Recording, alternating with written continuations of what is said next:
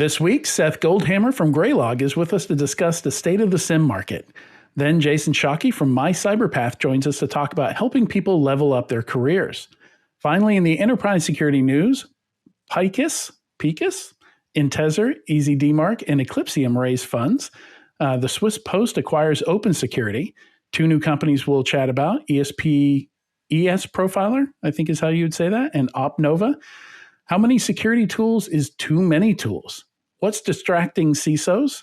Managing Apple Intelligence via MDM. Very excited about that. Post-quantum crypto readiness. Salesforce regrets hiring a comedian for Dreamforce. All that and more on this episode of Enterprise Security Weekly. This is a Security Weekly production for security professionals by security professionals. Please visit securityweekly.com/subscribe to subscribe to all the shows on our network.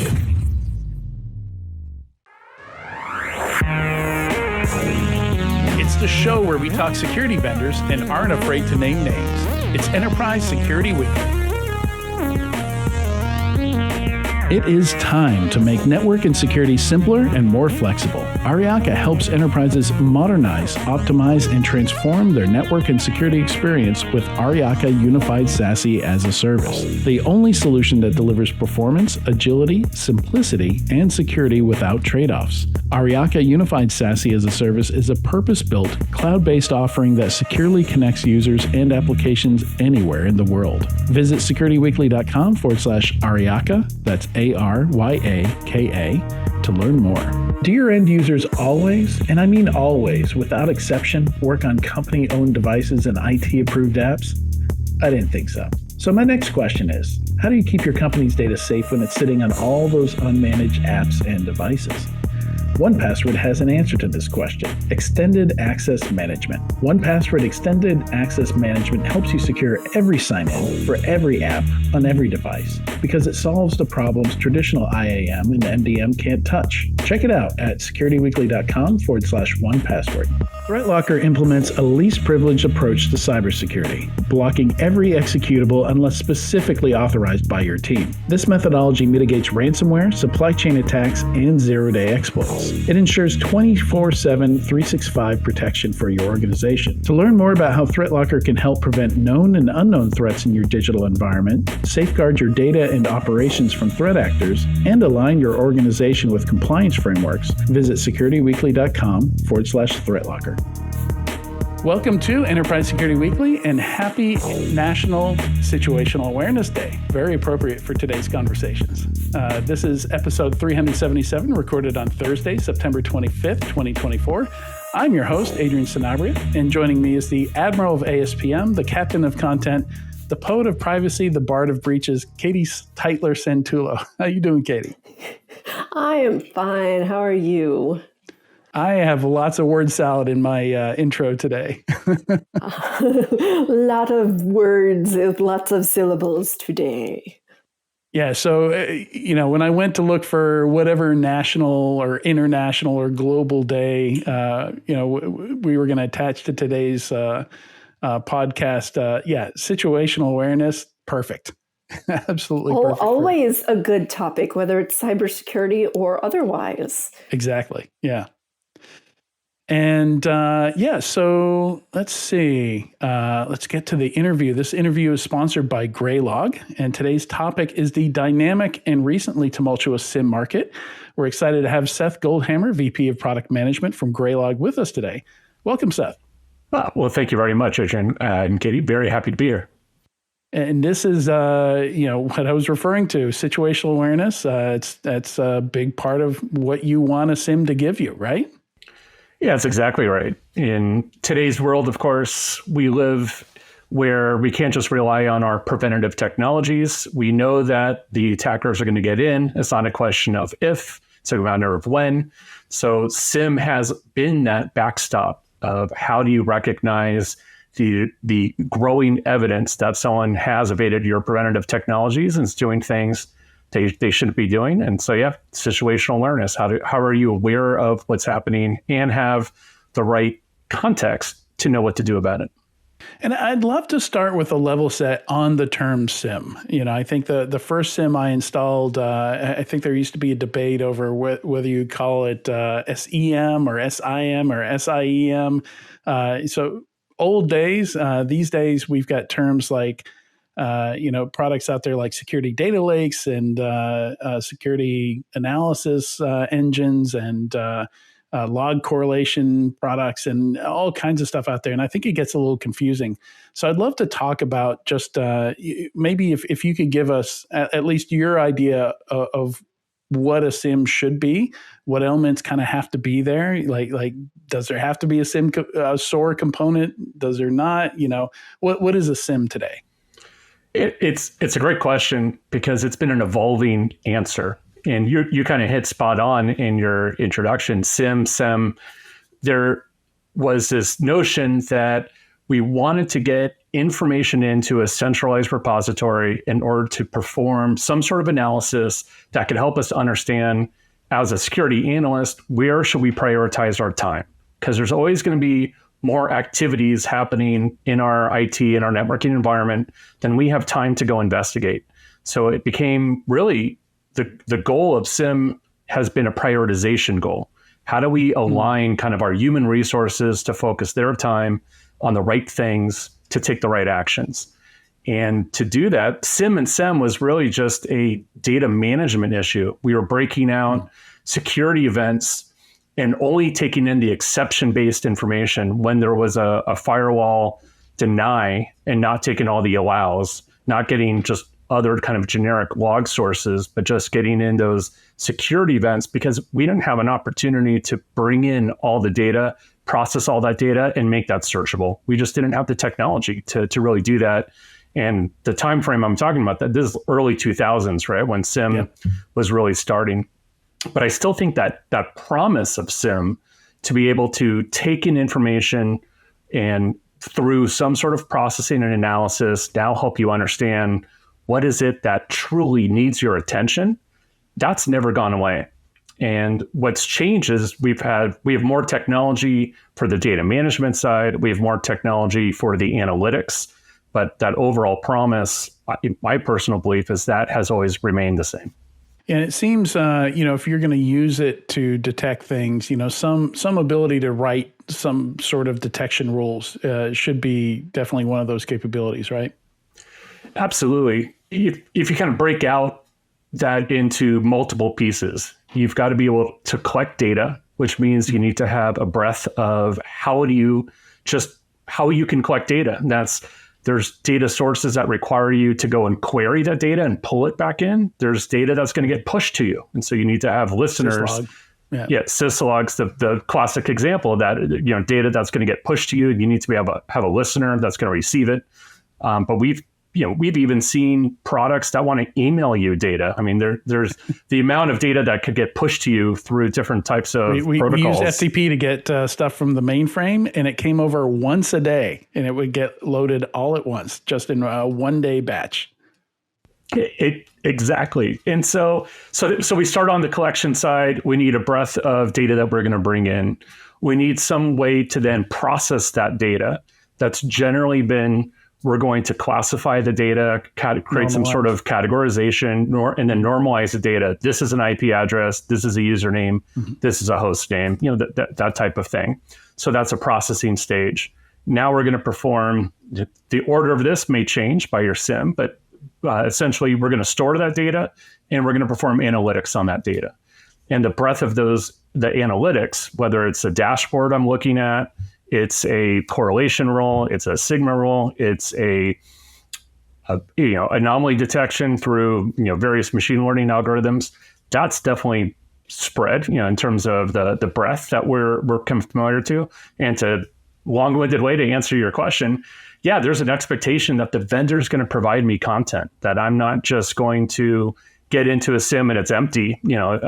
I've actually have some content to work with aligned to the types of use cases I'm hoping to get out of it. And that content needs to be customizable, or very least I can just co-create it from scratch. And so Yeah, I was around in those early days too. My first SIEM, I think I set up in 2004, 2005, and I made all the classic mistakes. Like the first thing I did is, okay, we're going to collect every log we can possibly find, and overloaded the thing. We were pulling in 100 million events a day, onto spinning disk. This was all on site. We had 7 terabytes of storage. There were appliances that they shipped to us. And all of a sudden, it was all we could do just to keep it up and running. And queries took forever. This is before solid state. This was before new database technologies that we have today. So it was a flat file relational database, and an 8-hour wait for a query to complete was not abnormal. No, and absolutely. Yeah, it's hard to imagine now being in a SOC and running a query that's going to take multiple hours. But yeah, you're absolutely right. You send in a query, go get a cup of coffee, go find ways to kill time, go write some user test cases that you needed, et cetera. But that's exactly right. So thankfully the technology is a lot better now in terms of query speed. For the most part, not always. You could definitely get yourself into a rat hole. And funny enough, I mean, the use case that you described, we still see people today that implement a SIEM, just bring in all the data, turn on all the analytics, and hope that magic's going to happen. And generally that magic is you just cratered your SIEM deployment. Yeah. Yep. Yeah. That's why I brought it up. I imagine it's still very much possible to make those kinds of mistakes. Katie, go ahead. So speaking of that, because, when you think back over the last couple of decades here, when people talk about the SIEM, they always, talk about it with a little bit of pain in their eye. And we know that it's different now. We know that it's evolving. But you touched on contextualization and prioritization. And those are they're almost buzzwords, but they're not buzzwords because they are so important to helping people do their job better. So can you talk a little bit more specifically about what makes the contextualization good? How does prioritization work? Because, for instance, like if we talk about prioritizing CVEs, a lot of people say, oh, well, it came out, the CVSS score is this, and therefore it's high, or therefore it's low. And that's not accurate, right? CVSS was intended to be a starting point, not an ending point. And so I just want to disambiguate some of that, take away some of the myth about, oh, I will give you a score and it is 100% applicable to your environment, your data, your organization. Everything is fine. So help our audience understand what has changed and what does it really mean to contextualize and prioritize in the world of SIEM today, not 2004. No, it's a great question, and your correlation with vulnerability management, I think, is perfect because we're seeing that in the market today as well, where vulnerability management isn't just about how many criticals, how many high severities you have anymore. They're doing more attack exposure discovery to understand, well, if someone were to exploit this vulnerability, what could they get to? Are they going to get to the crown jewels, or are they going to get to, some lab machine that's not really connected to anything? Because that context is critical to understand how are you going to prioritize, especially in a day and age where you might have thousands of just critical vulnerabilities. Forget the high and mediums. We're just looking at critical. You still have to prioritize your time. And so it's very similar with now, if we flip to the security event side, we're really talking about what happens at runtime. So vulnerability management is the potential to go do something. Now we're looking at what's actually happening in your environment. And that context is, again, critical to understand, am I going to investigate this particular set of activities or this? So what's the user? What's the host? What is the external IP address? Does it have a threat reputation? Is there a domain reputation? So asking all of those sorts of questions, you can really break it into, I think, 3 parts. The first set of context is, as I just described, sort of the who, what, where of this particular event. The second is, what's the event? What's the scenario that's being described? And help me understand what's the criteria that's used to evaluate this scenario. And then the third part of that is, if I understand kind of the who and I understand now the what in terms of that scenario, it's, what is, how can I score kind of the risk of what can happen on this particular system in terms of where it is in the environment? What else is it connected to? I think those three pieces of context, the SIEM should be in a position to help you understand, what else is happening on that system to now overall understand, is this worth your time? Or is this something that actually you should spend your time somewhere else? If I'm only seeing one activity on a system, even if that's a very high priority system or in a high priority event, but it's the only event that's happened on that system, I'm probably going to chalk that up to a false positive, because attacks don't happen with a single activity. If I have multiple activities targeting the same system or multiple activities targeting the same user, well, where there's smoke, there's fire, right? Now I want to pay attention. It's worth my time as a security analyst to go find out what has happened to that user, what's happening on that system. Yeah, it's something I talk about a lot when I talk about deception, because the idea of deception is to kind of game that detective control system where, you've got something where if you get an alert from it, almost 100% of the time, it's going to be worth taking a look at. And the point there is you don't necessarily have to, it's that thing, I get kind of irritated when people say the defenders have to be right 100% of the time or detect 100% of the time, and the attacker only has to be right once. And it's very much reversed once the attacker gets into your environment. You only have to detect them once. Even if they were stealthy with the other 99 things they did, now they're there, and you can go look for those other 99 things. Absolutely. I love capture the flag events for that reason. We've been participating in red team versus blue team type activities where give them an environment, set them up to attack the environment, have your monitoring system in play. It's kind of like a tabletop exercise, but you're doing it for real. And it's very interesting to see once you see the first detection that gets your attention, that now you're investigating it, monitoring for, to your point, the attackers they're trying to do reconnaissance. They're trying to figure out where they can move laterally. They're trying to figure out how they can escalate privileges. And there's a lot of trial and error on the red team side. They have some understanding of the system they're on. And they can go and look up, what vulnerabilities are available and try some exploits. But there is a lot of trial and error, and that all makes noise. So let's talk a little bit about the state of the SIEM market here. I mentioned it in the intro. We've seen a lot going on.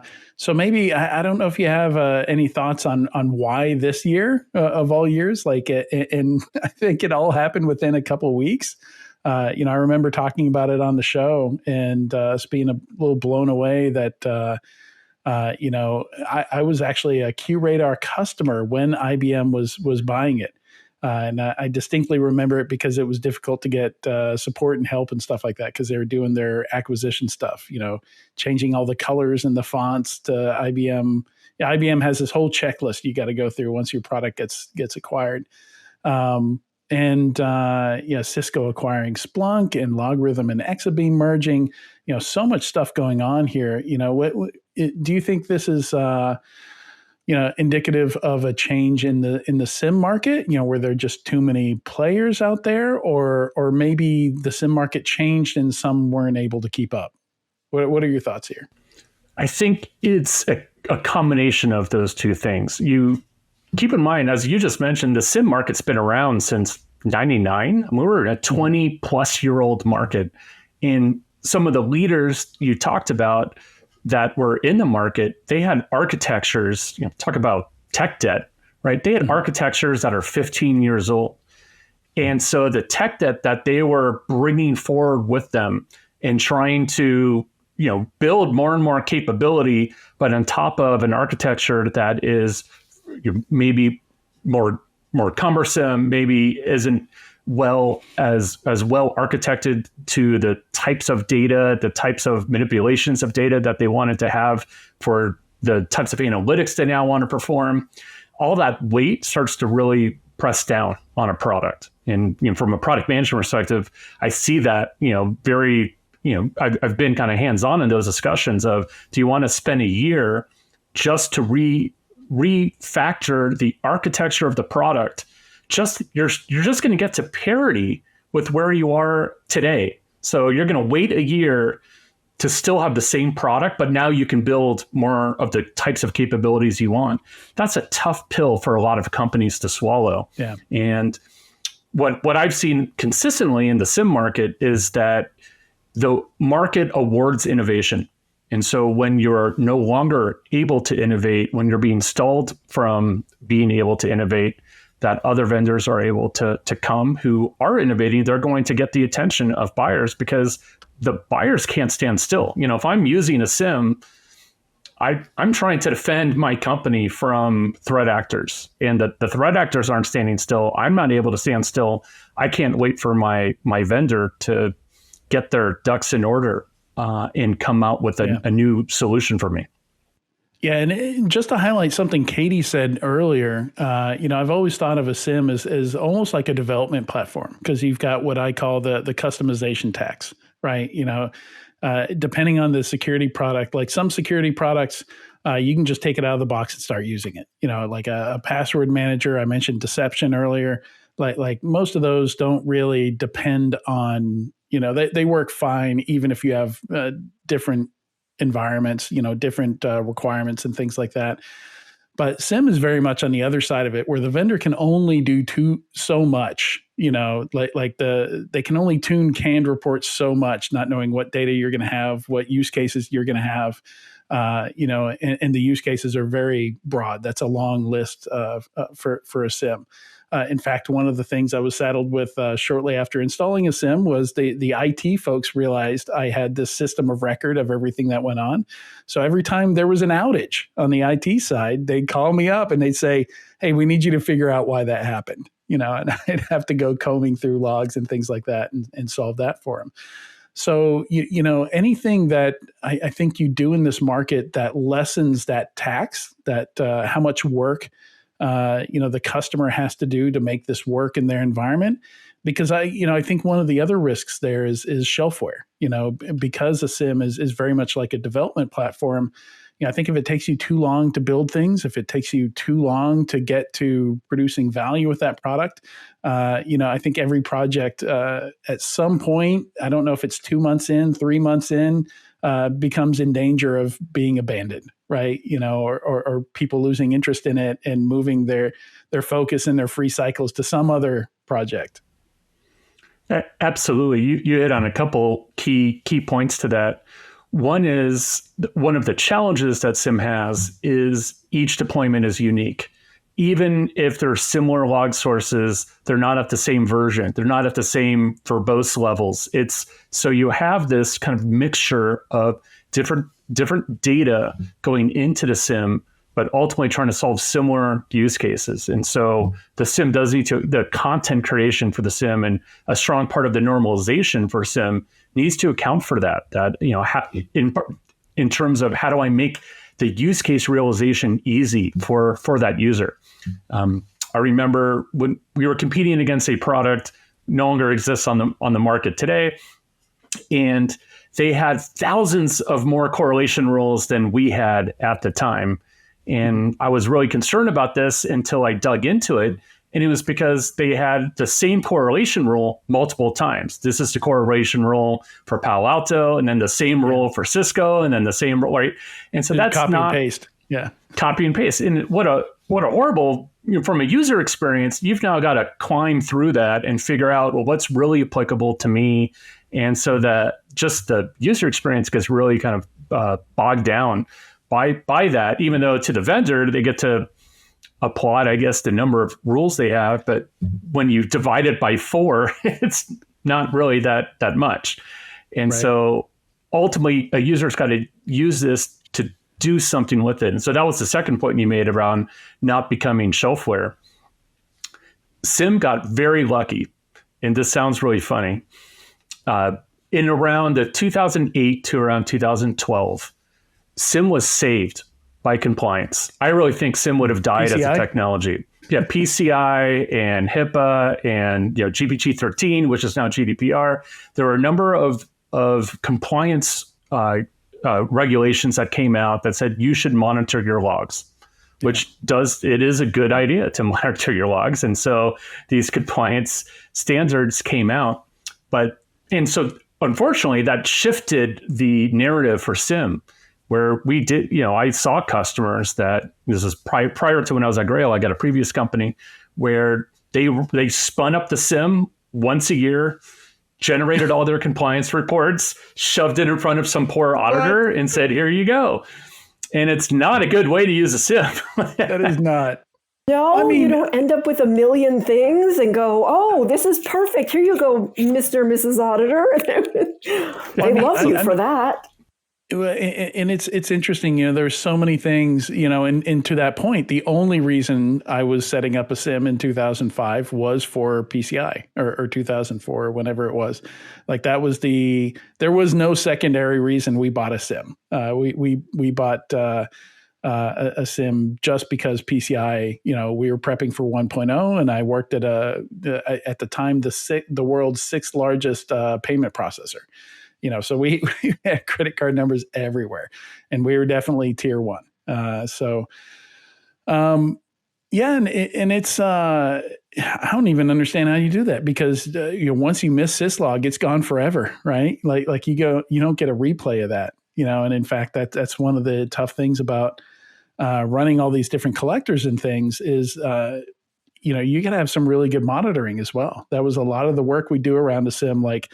All of a sudden, we weren't getting Linux logs anymore. So we call up the Linux admins, and they're like, oh, yeah, we blew away the syslog.conf by mistake. So there's a week of logs gone. Or somebody would, in one case, they upgraded. We had this product called Iron Mail. And, the admins, whoever managed that, updated it from 2.x to 3.0. One of the things that came with 3.0 was a completely different log format. So all of a sudden, our parser didn't work, and we were the only customer for our SIEM using Iron Mail. So they said, yeah, we're not going to build a new parser. I don't have time to do it, and I don't have the $10,000 in my budget to pay them to build a one-off parser. So I was like, I guess we don't have those logs anymore.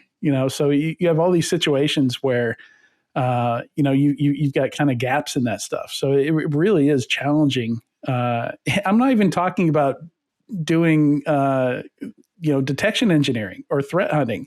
Like, this is just keeping the system running, just getting stuff into it.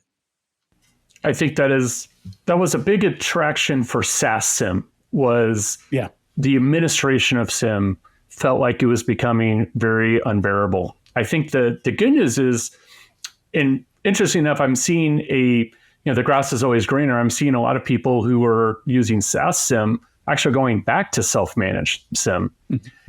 Because self-managed or like Snowflake self-managed, cloud-based storage. Yeah, because storage itself is pretty cheap these days. It's very inexpensive. And actually, going back to an earlier question, what is a SIEM, right? The log collection and just getting logs into a central repository, that's a commodity item at this point. And it's very inexpensive to do that. So you need a SIEM. Yeah, why specialize? Right. If your ultimate goal is just long-term data retention, there's very inexpensive ways to just bring in logs and to sit and collect dust. Now, I think it begs the question, why collect the logs then? If they're just going to collect dust, or is it even serving any purpose? Yeah, maybe it checks. For that one time a year, you need to produce those reports. Yes, sure, I guess so.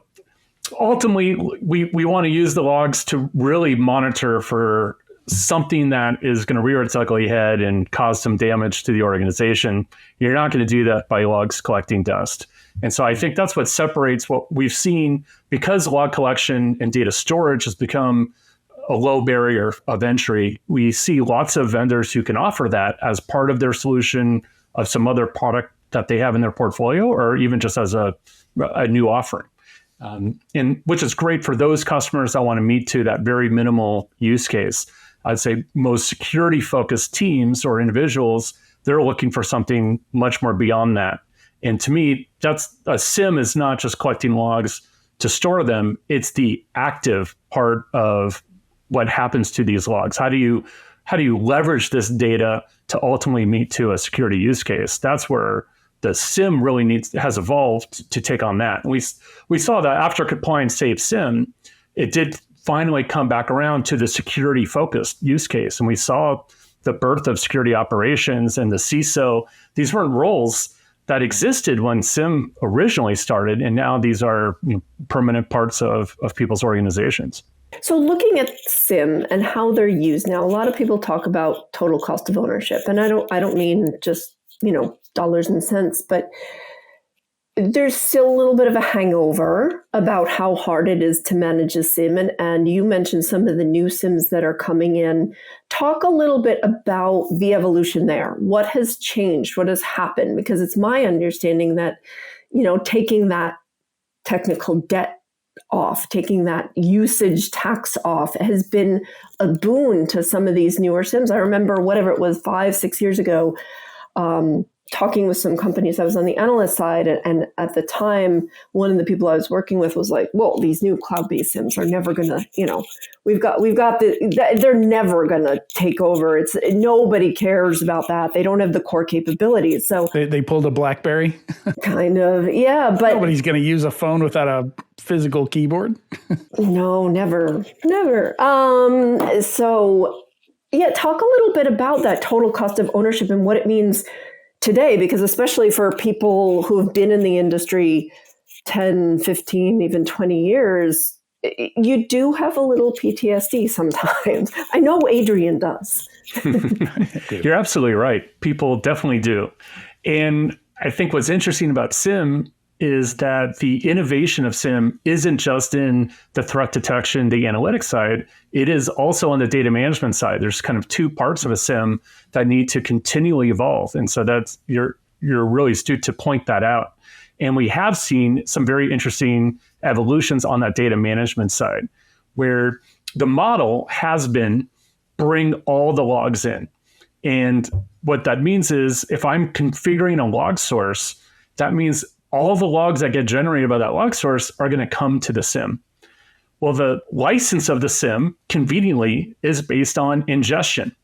So that works great for the SIEM vendor. And even if it's resource-based, well, I'm processing all those logs. So I'm still paying for all those logs. Regardless of the model, I'm still paying for all those logs. Yet those logs aren't all of the same value, meaning that there are some logs that I'm creating an action to. They're going into a dashboard that's being monitored. They're going into a correlation rule. They're being monitored by an anomaly detector, right? So there's action aligned to the content of that log. There's other logs that I don't know if I need them or not.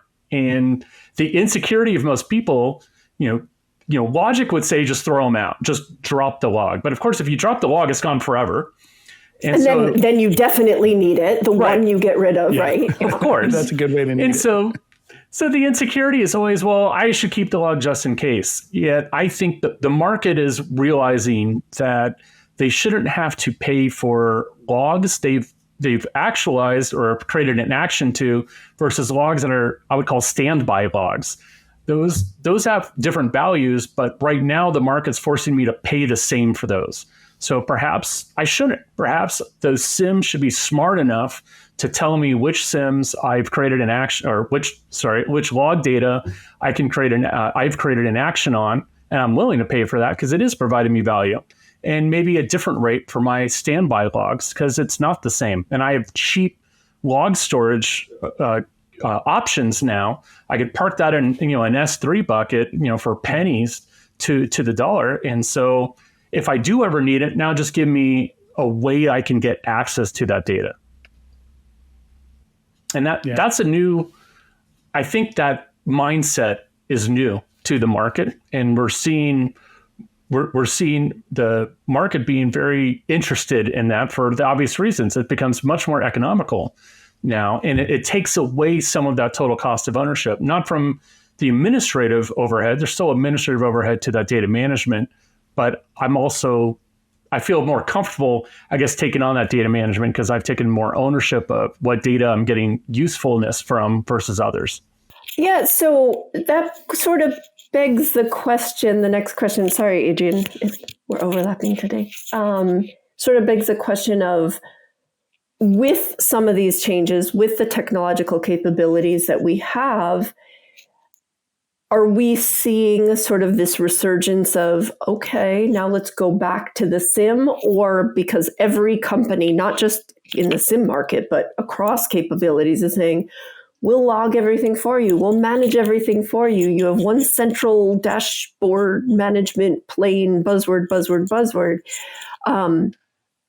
Does that hurt the SIEM market, or are we seeing a little more movement back to sort of tried and true sources? Like the analogy I would use is, people who say, oh, you can monitor this endpoint, you can monitor this access control, but at the heart of it, the network shows everything, right? It's kind of an old-fashioned thing, and SIEM in some ways is. Are we seeing that come around in a new modern way, or where is the future of SIEM going? That was QRadar's big thing, right? They'd have flows in there by default. Yeah. I remember that Qflow, and I do like I call it the triad, right, of having host information, network information, and logs. I think between those three things, you do get situational awareness. I'm going to go to the phrase of the day. You get a better picture of truly what's happening, and because you do need a purpose sensor on your host, and most people now have EDR, so we can check that box.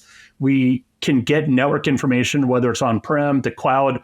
The cloud providers have become a lot better at providing network information now, so we can get network information from our cloud or on-prem, and then logs. And I think between those three, that's a good way to think about how am I getting the information that's going to be helpful to me. To answer part of your question, Katie, I think that the idea of the centralized data lake, data pool, we tried that when Hadoop came out.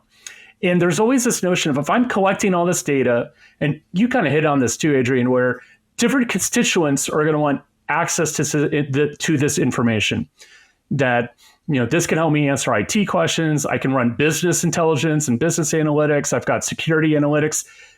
The problem that I have with that I see where that logic falls down, is because we can't just collect data and run analytics against it. That doesn't happen in a vacuum, meaning that even whether we're talking about SIEM, business intelligence, or we're talking about IT operations, we should start with the use case in mind. And so this is the inverse of the SIEM, that people typically data deploy first. the SIEM. Yeah, right. Instead of using a data first model, collect the data, and then run analytics, let's start with the use case in mind. All right, with the use case in mind, what analytics do I need to actualize that use case? I need this dashboard. I need this correlation rule. I need these threat detection, rules, anomaly detection, whatever it is. And now, what data? That might need data features to now populate into that analytics. And now, what log sources give me those data features? That's the inverse model. That inverse model, you will truly realize a use case now. And that's also where the central data lake, that falls down, because I can't just collect a bunch of data without understanding where is it finally going to be applied to, because it hasn't been conditioned for the analytics I want to run against it, for the visibility I'm trying to get out of it. So that I think is where we do need to have a specialization for what we want to use the data for. I have SIEM regrets now, Seth. I wish I had thought of that many years ago. SIEMgrets, I love it. SIEMgrets. It's funny. I mean, here we are. We're talking about 20 years since you installed the SIEM, but that is still absolutely the most common pitfall, is taking a data first approach.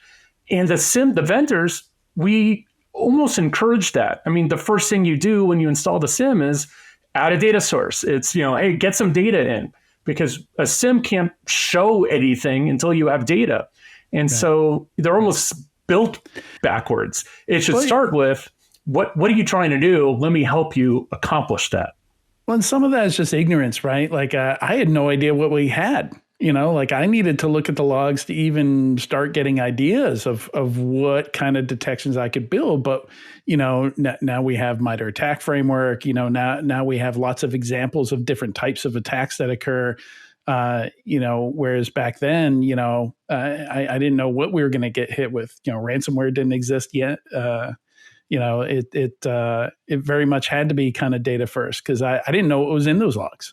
You don't what's in the logs. You know how it's going to apply to the analytics, and you don't even know what use cases at times. And to your point, right? Am I going to get hit with ransomware from this threat actor? What is this threat actor doing? I'm not paying attention to all this threat research. I don't know the latest campaigns that they're running. Which new exploits that they're taking advantage of.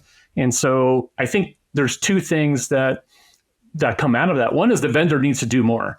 And we've seen that, right? Even IBM, right, with X-Force, they have this huge arm of threat intelligence, and we're trying to educate customers with here's what you can do with, here's why we're building this threat detection content, and aligning or packaging that to a use case. Hey, I'm protecting my web services. I'm protecting email from phishing. I'm protecting. So I think we can package that better from a use case perspective. Yeah.